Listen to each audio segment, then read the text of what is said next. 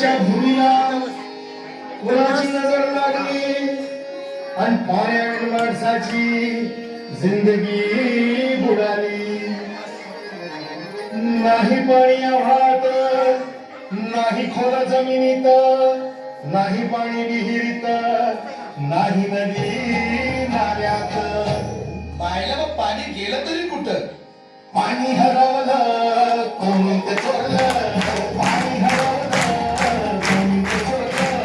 तुझ्या मागे गैराचं शोधलं, पाणी हरवलं कोणी ते चोरलं. तेवढ्यात भातात वारे बुजवले, नदी नाले सारे उंच टावर मिरविती तोरे.